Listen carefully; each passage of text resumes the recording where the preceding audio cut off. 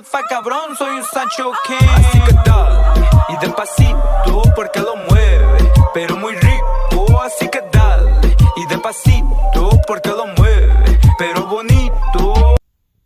¿Qué onda, mi gente? What up, my people? Welcome to Sancho Fantasy once again.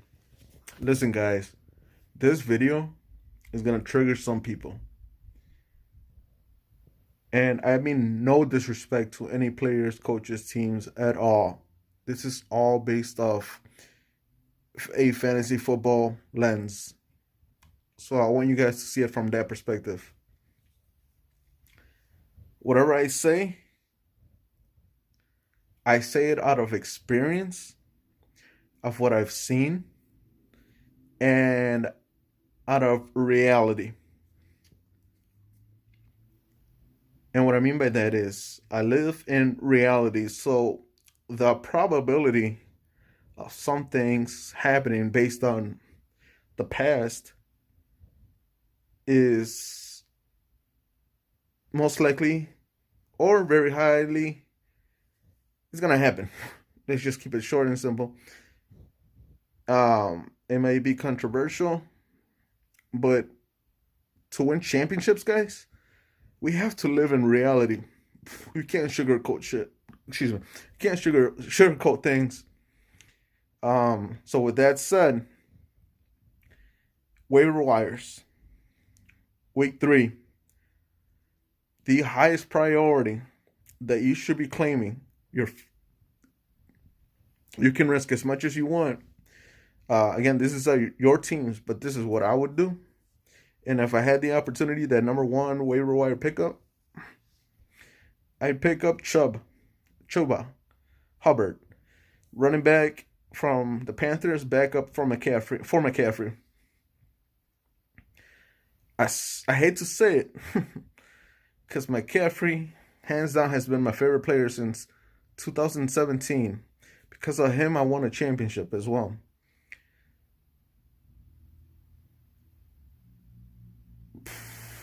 I hate to say this, and it hurts me. It breaks my heart. I'm exaggerating, but yes, it hurts me because McCaffrey has been known to be one of the safer players. That ideal PPR player. He's a running back, so he's gonna get the touches for running the ball, but he's also getting the passes, which is a gold mine for PPR leagues, PPR fantasy football. And he was the offense. Like, what? You couldn't ask for anything better. He was getting you 20 plus points a week, and I don't even remember the last time it was under 20, aside from getting hurt. So, with that said, in that offense, they are using him. They're using the running backs. So Chuba Hubbard, you pick him up. Especially if you're a McCaffrey owner. I'm sorry if you didn't have him already, but it was kind of like the smart thing to do.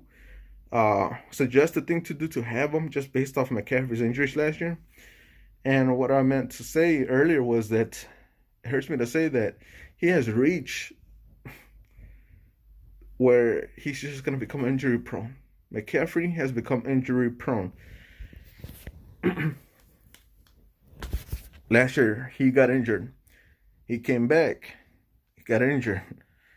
They played him. They made him sit out, which was cool. Okay, cool, great. I had him on a team as well. Actually, luckily, I won without him.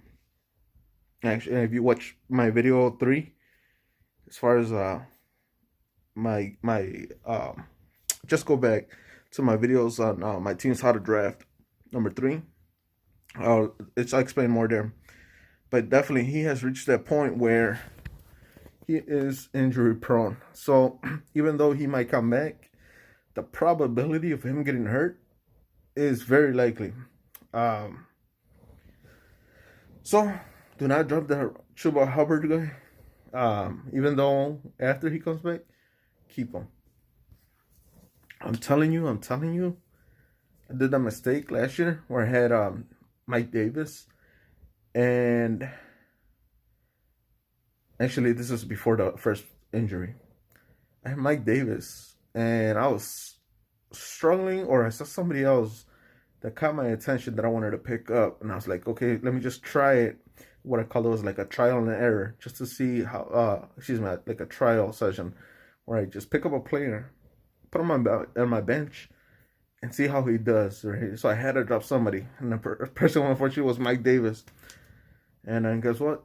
Mike McCaffrey got hurt when I tried to trade for Mike Davis, but at that point it was too late. People were enjoying, Mike Davis' productivity, and then luckily he ended up going downhill as the season went on.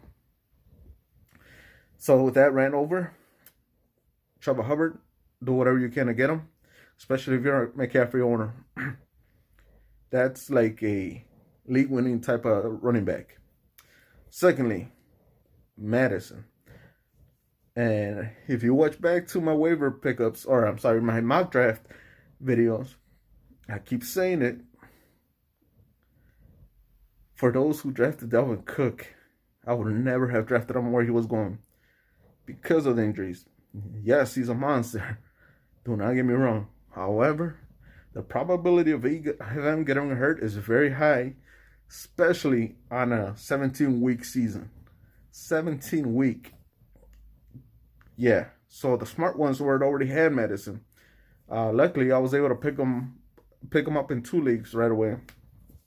When I saw the questionable mark on Dalvin Cook, and if he's out there, pick him up. Definitely worth it. Definitely worth the priority, and then the fab as well. Because let's just say that Cook comes back, he's gonna get hurt again. I don't want to say I guarantee it, but the probability, and again, guys, I don't wish upon anybody an injury, 1,000% sure. But that's like saying the probability of people driving, of them getting pulled over or getting on an accident, it's gonna happen. It's very high.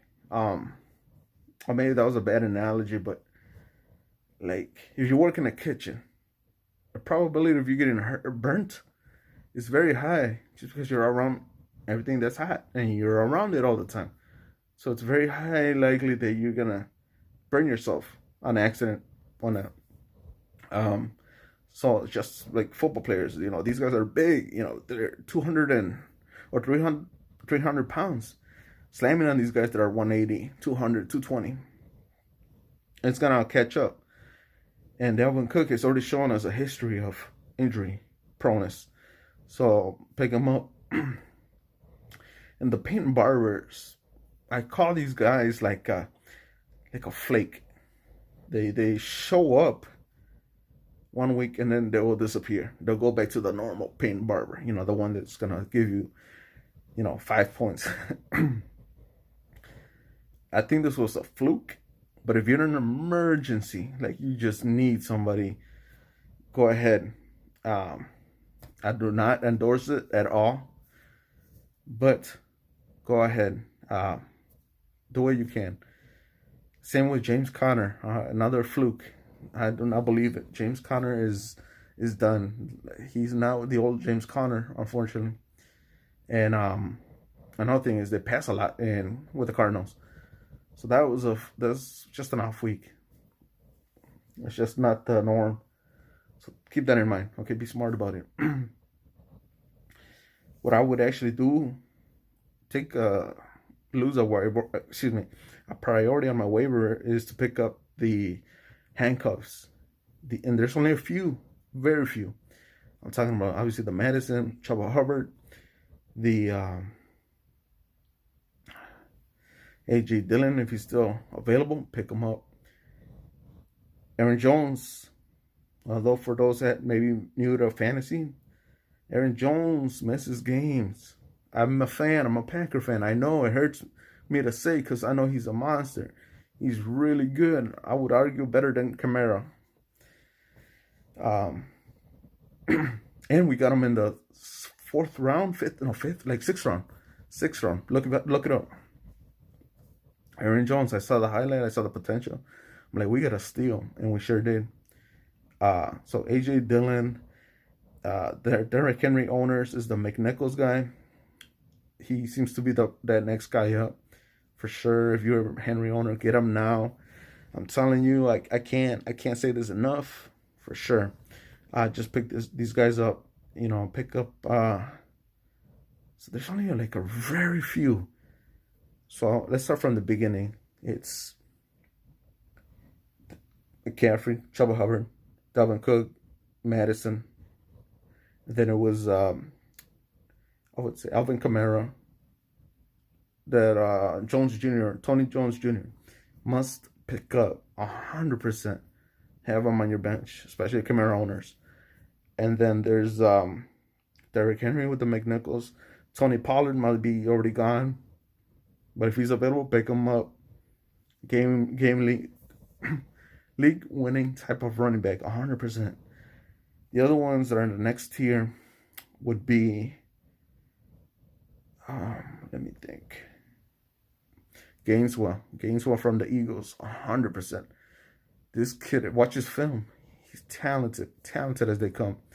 And now I'm not a fan of the team. That's the downfall. They're having a hard time, going down the field, which limits the opportunity for Gainesville.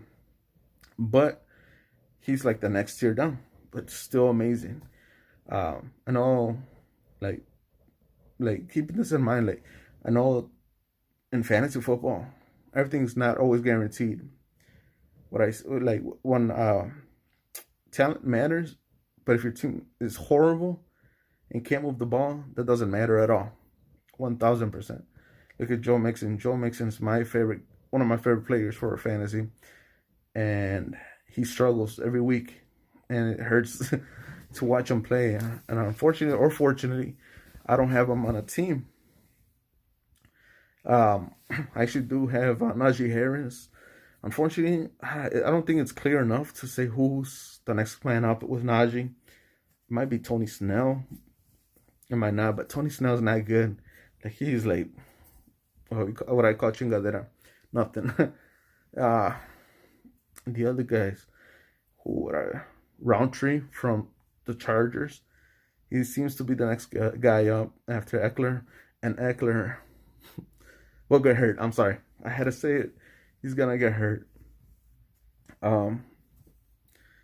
It's the probability is way too high. He hasn't finished the season, especially being a workhorse, 100%. So be ready. Get those. That's my little rant for running backs. My advice would be, and from all players in general, look at matchups. When you look at the waivers, look at matchups. If they're in Yahoo, they have the red, yellow, and green. So red is the most challenging defenses.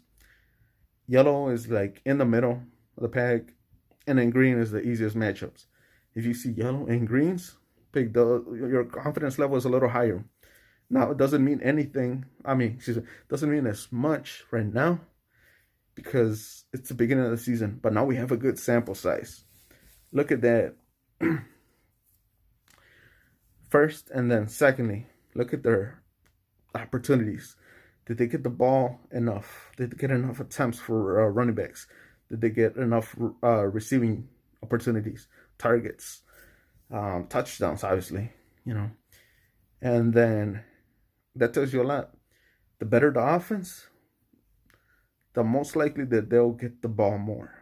It's not always, but it's a good chance. Now, after that, look at the total amount of points they have accomplished thus far.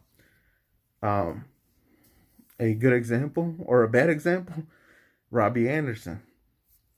Robbie started off with a 12-point week, but that was based on one catch, a lot of yards, and a touchdown. That was it.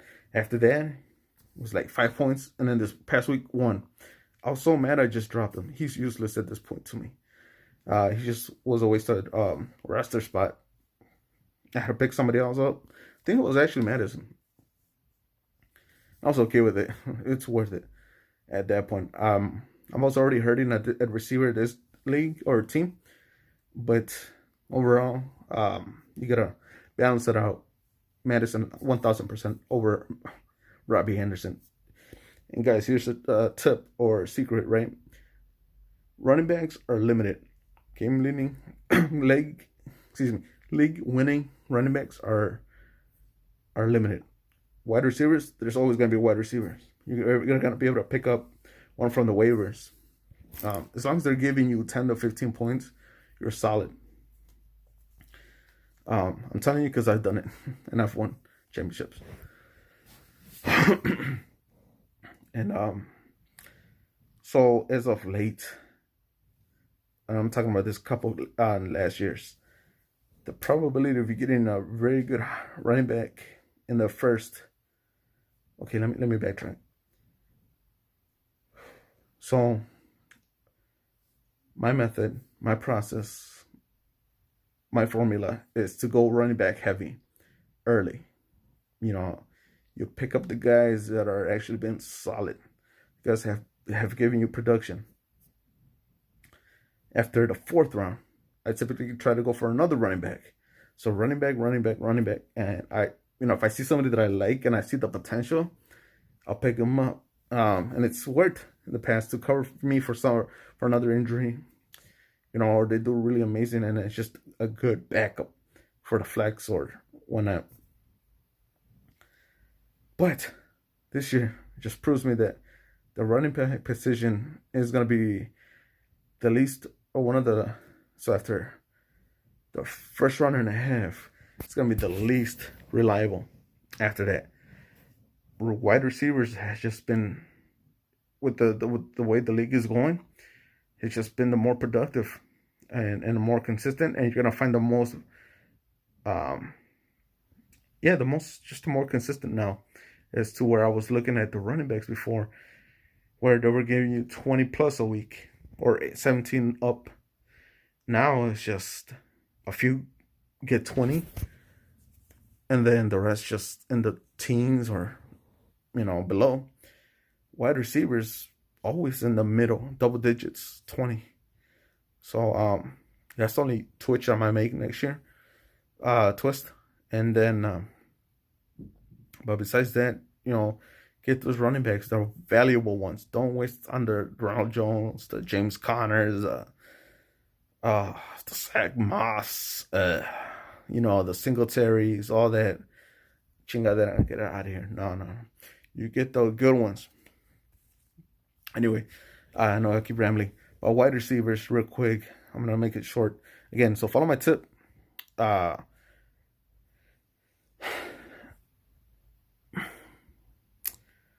Matchups, targets, or opportunity attempts, and then finally production. If they've giving you consistent, and you look back, my recommendation is 3 weeks. 3 weeks of solid production, you pick them up. So check out the tight ends, even though I think it's a crapshoot. Look at it that way. Same with the wide receivers. To me, right now, there's just too much going on. Right, you're either gonna get the Cole Beasleys of the world, which I also include Mayer from the Patriots, Renfro from the Raiders, where they give you like points based off receptions, but their floor is about like 7 points, and their highs are like 14.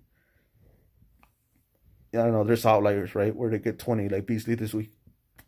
But the probability, again, is more realistically to get those points. And then there's the Nicole Hardmans of the world, the Robbie Andersons, where they can get you 1 point or 0, to 15, 20. Oh, excuse me, guys. Ooh, food. So that's the way I look at them. And on a previous video, excuse me. So on a previous video, I explained that I do it based off green, yellow, orange, or red tiers. Green, my confidence is super high in these players. They're automatic stars. You plug them in, no questions asked. You put them. and probability of them getting 15 points and over is that category. And then there's the yellow category where they're startable, but just be wary about something. And that could be the offense as a whole, the market share, I guess, within the team is not high, so they might be a booming or busty type of player. So that's all intertwined. Injury proneness is in this tier. So like pretty much that's it. And then there's the orange tier, and these are the emergencies. This is, I messed up on my draft. I messed up on there was just injuries. I just need somebody to plug in for this week, or shoot, I just need a Hail Mary. This is where the Robbie Andersons, the Michael Hardmans go. The Rondell Moores is kind of leaning towards that way right now. Although he's very talented, I see him a bright future. But there's just too many mouths to feed there and with the Cardinals. So they're not trustworthy. AJ Green that goes there. The Tampa Bay Buccaneers wide receivers could fall into that category. But their ceilings are so high. It's like they're in that yellow, orange section. And then there's the reds, where there's just, so the yellows are like, could get you 0 to 5 points, or 15 and up. Let me backtrack. That's orange. And then the reds are just not startable. I don't want them unless they're the league winning type of running backs, but they're not startable at all. I do not recommend them. And this is where the handcuffs go. This is where just the not knowing any good players, knowing that you've looked at their history, they've given you 5 points or less. You don't want these players. But it doesn't mean that they can't come out of it. Things change. This is, again, I will repeat, this is a long season. Things will change from now until week 17 or 16. Your teams will change. So do not be afraid to drop players that you're like, yo, I don't feel good about this guy anymore. Drop them and pick up somebody else that you think will do something good. At the end of the day, this is your team. Some of the things that I do or will be doing and showing you on this channel throughout the season is things that I do. Guys, okay? You guys, at the end of the day, will feel good or bad about your teams. With that said, that's my waiver wire pickups video. I just wanted to give you an in-depth thought of how I do it. So when you look at your rosters and needs, do it that way. My priorities, again, are the handcuffs. And then if I had to choose wide receivers, it's a crapshoot right now. The ones that I would recommend, I guess, is Emmanuel Sanders. And even him is a boomy busty player. Rondell Moore, this week showed me that he's going to be boomy or busty as well. So just look at the target shares. I almost want to go with like the Myers from the Patriots, Cole Beasley. If I need somebody in emergency, check for Marvin Jones. Marvin Jones has been doing decent. Who else was? Tim Patrick from the Broncos. He's solid 10-point guy, That's sexy. The way I draft is not sexy. For example, I was really high on Najee Harris. It's not a sexy player, like not like that, but he wasn't like, I wasn't expecting Barkley type of player, but I knew the opportunity was there. And what surprised me more is the receptions. I knew he could catch, but he's actually getting a lot of targets and opportunity. So good job, guys, who got him as well. I got him in 2 leagues. James Robinson after Etienne got hurt, so he's supposed to be the monster again as last year. The guys that had him last year, like myself, saw the talent. I saw the film. He could do everything. You could ask for a workhorse.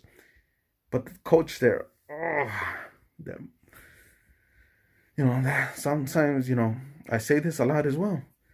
Some team stigmas are real. Like, no matter the coach, no matter the year, no matter what. I always give the example of my Packers. Our defense is never good. And the stigma continues.